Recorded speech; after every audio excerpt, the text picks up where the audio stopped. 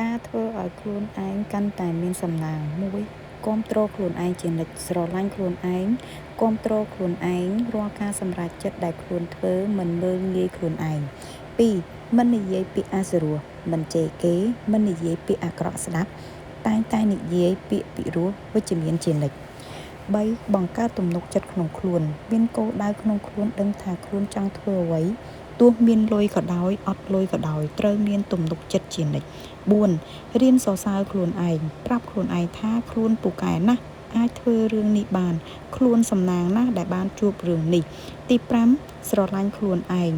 រក្សារាងឲ្យបានស្អាតកាត់សក់ឲ្យខ្លីហាត់ប្រាណជានិច្ចដើម្បីសុខភាពខ្លួនឯង ទី 6 នៅជាមួយធម្មជាតិឲ្យបានច្រើនឡើងភ្នំដើរលេងតាមមាត់សមុទ្រចំណាយពេលនៅម្នាក់ឯងដើម្បីបង្កើតថាមពលក្នុងខ្លួន 7 នៅជាមួយមនុស្សវិជ្ជមាននៅជាមួយអ្នកណាដែលគេនិយាយពីឱកាសជជែកពីលុយពិភាក្សាពីគំនិតអាជីវកម្មថ្មី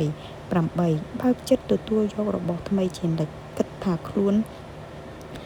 មិនចេះគ្រប់10បើកចិត្តស្ដាប់គេនិយាយនិងដាស់តឿនខ្លួនឯងជានិច្ច